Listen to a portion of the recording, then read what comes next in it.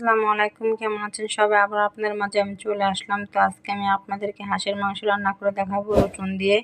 আর রসুন দিয়ে হাঁসের মাংস কিন্তু অনেক ভালো লাগে। তো যারা আমার ভিডিও দেখবেন অবশ্যই একটি লাইক দিবেন। পুরো ভিডিও দেখার জন্য আশা করি আপনাদের ভালো লাগবে ভিডিওটা।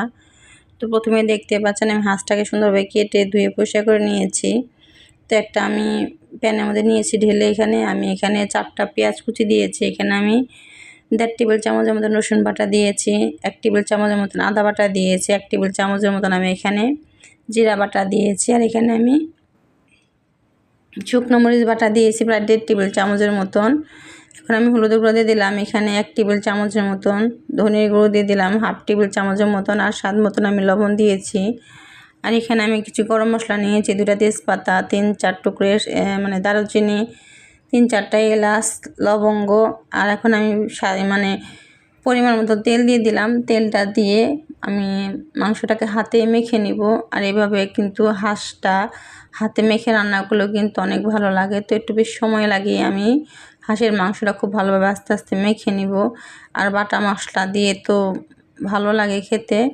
আর মরিচ বাটাটা দিয়েছি আমি একটু ঝাল ঝাল খাওয়ার জন্য দিয়েছি। হাঁসের মাংস কিন্তু একটু ঝাল ভালো লাগে, তাই চেষ্টা করবেন একটু বাটা মশলা দেওয়ার জন্য, একটু ঝাল বাড়িয়ে দেওয়ার জন্য। তো কিন্তু মাখা আমার হয়ে গেছে। আর এই যে সেই বাটা মশলার যে পানিটা ছিল সেই পানিটাও কিন্তু আমি মাংসের ভিতরে দিয়ে দিলাম। তো সুন্দরভাবে দিয়ে আমি একটু নিয়ে নিলাম।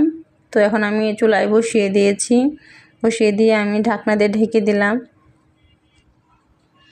এতে ফিরে এলাম কিছুক্ষণ পরে। আমি একটু ভালোভাবে একটু হাঁসটাকে একটু নাড়া দিয়ে দিচ্ছি।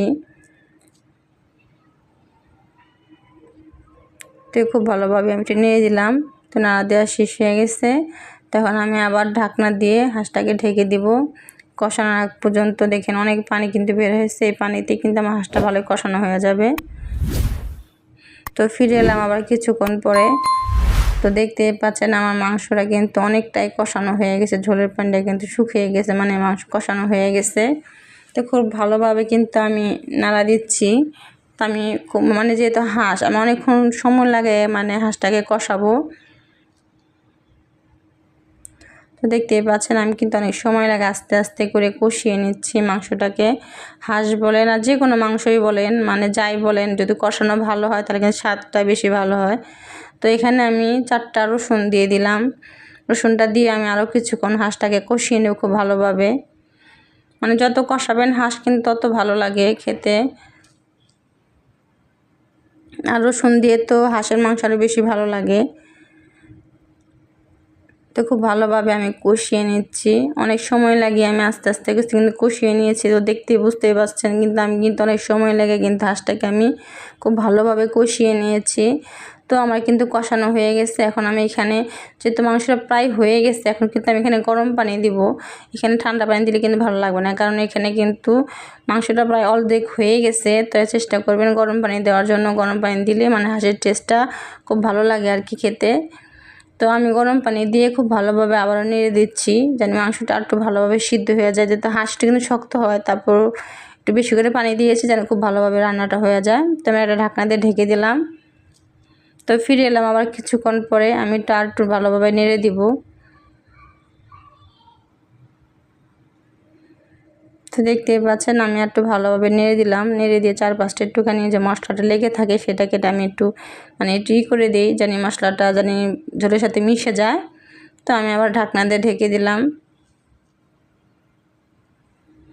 এই তো আবারও ফিরে এলাম কিছুক্ষণ পরে। আমি কিন্তু হাঁসটা অনেক সময় লাগে রান্না করেছি, হয়তো অতটা সময় দেখানো যাবে না বা আপনারা দেখবেনও না।